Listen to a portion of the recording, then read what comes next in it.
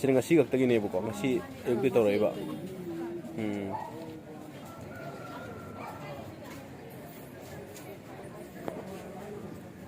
Cuma sih Leikai sih kerja eben nonton happy loh.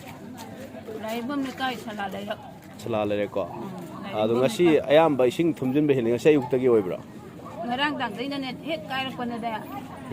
Adun cakre ba.